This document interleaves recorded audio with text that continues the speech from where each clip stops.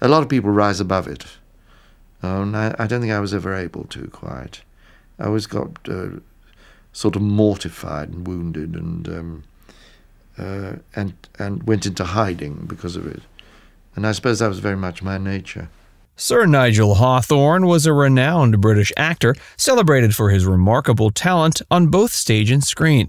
Born in Coventry, England, and raised in South Africa, he returned to the UK to pursue an acting career, quickly becoming a leading figure in British drama. His breakthrough role came as Sir Humphrey Appleby in the iconic BBC series Yes, Minister, and its sequel, Yes, Prime Minister, where his portrayal of the wily civil servant won him 4 BAFTA Awards. Equally acclaimed for his stage work, he was a distinguished member of the Royal Shakespeare Company and National Theatre. His portrayal of King George III in The Madness of King George earned him an Academy Award nomination. Knighted in 1999 for his contributions to drama, Hawthorne remains a beloved figure in British entertainment history. Let's have a look back at his incredible life and career. They say pride is a sin, but perhaps I might be allowed a lapse on this particular occasion. Growing up in South Africa, Hawthorne experienced a childhood marked by a mixture of strict discipline and a deep love for the arts. His father, a doctor, had high expectations for his son, while his mother nurtured Nigel's early interest in literature and the performing arts. This duality in his upbringing created a sense of conflict in Hawthorne, who felt torn between his father's desire for him to pursue a stable profession and his own burgeoning passion for acting. As a young boy, Hawthorne found solace and excitement in the world of theater. He was drawn to school plays and local productions where he could escape into different characters and narratives. Despite his early enthusiasm, his path to professional acting wasn't straightforward. After finishing school, he attended the University of Cape Town, where he studied briefly before deciding to return to England in the early 1950s to pursue his dream of becoming an actor. Upon arriving in London, Hawthorne faced the harsh realities of the acting world. The British theatre scene was competitive, and opportunities were scarce for a young, relatively unknown actor with a South African accent. For much of the 1950s and 60s, Hawthorne found himself relegated to bit parts and small roles, often in provincial theatres or minor television dramas. He spent years in repertory theatre, honing his craft in a wide variety of roles, but with little recognition. Despite these challenges, Hawthorne was resolute in his commitment to acting. He believed in the power of storytelling and the impact that a well-delivered performance could have on an audience, even if his roles were small. This period of struggle was marked by a series of modest successes in theater, where he built a reputation for his reliability and skill, albeit not yet in leading roles.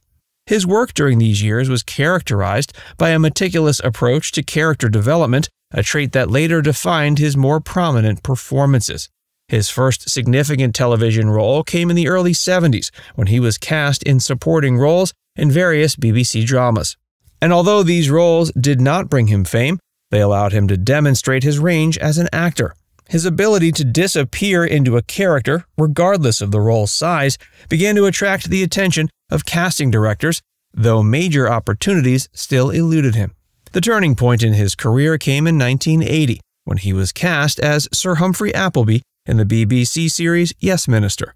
This role, initially a gamble for Hawthorne, who was relatively unknown at the time, would become his defining performance and the breakthrough he had sought. Sir Humphrey, the Machiavellian civil servant with a penchant for verbose and convoluted language, was a complex character who required a nuanced performance.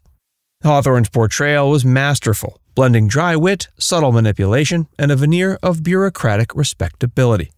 Yes, Minister and its sequel, Yes, Prime Minister, became cultural landmarks in British television, and Hawthorne's performance was central to the show's success. His portrayal of Sir Humphrey Appleby resonated with audiences and critics alike, earning him 4 BAFTA Awards for Best Light Entertainment Performance. The role also brought him belated but widespread recognition, transforming him from a journeyman actor into a household name.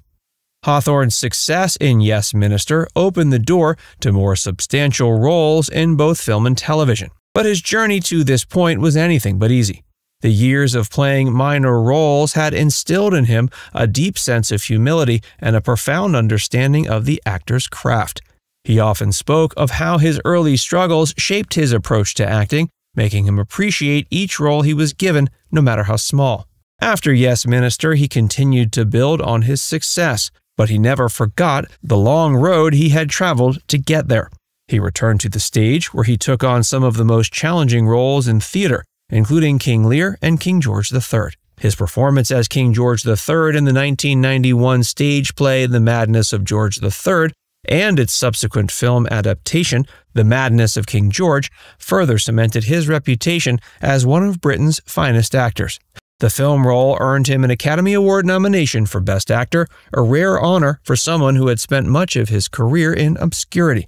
Hawthorne's later years were marked by a continued commitment to his craft, along with recognition from his peers and the public. In 1999, he was knighted for his services to drama, a fitting tribute to an actor who had given so much to the world of entertainment. Despite his late success, Hawthorne remained grounded, often reflecting on the years he spent struggling to make a name for himself. Nigel Hawthorne's life and career are a testament to perseverance, talent, and the belief that true artistry is worth the struggle. His journey from bit parts and small roles to becoming one of Britain's most respected actors serves as an inspiration to aspiring actors and a reminder that success, when it comes, is all the sweeter for the long road traveled to achieve it. Nigel's legacy. One of Britain's most popular actors, Sir Nigel Hawthorne, has died. He was 72. He'll be best remembered, of course, for his performance as Sir Humphrey in the BBC television series Yes Minister. Nigel Hawthorne passed away December 26, 2001, at age 72. His death was a profound loss to the world of theater and television, as well as to those who knew him personally. He had been battling pancreatic cancer, a diagnosis he received several months prior.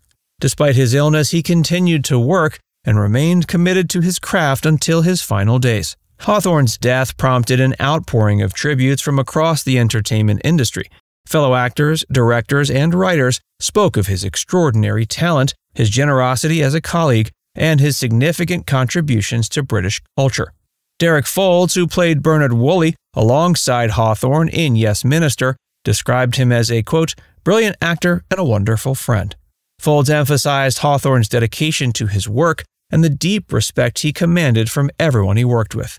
Hawthorne's funeral, held January 4, 2002, was a deeply emotional affair, attended by a host of notable figures from the world of entertainment and beyond. The service took place at St. Mary the Virgin Church in Thundridge, Hertfordshire, a fittingly intimate setting for a man who, despite his fame, valued privacy and close personal connections. Derek Folds, Charles Dance, and Frederick Forsyth were among the many who attended, paying their final respects to their friend and colleague.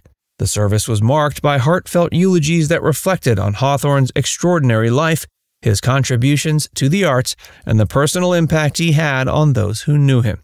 Folds delivered a touching speech, recalling their years together working and the camaraderie they shared on and off set. Nigel Hawthorne's death marked the end of an era for British theatre and television, but his legacy endures through his body of work and the profound influence he had on the industry. Now it's time to hear from you. Do you think Nigel Hawthorne's acting performances are still appreciated by aspiring actors today? Let us know in the comments section below.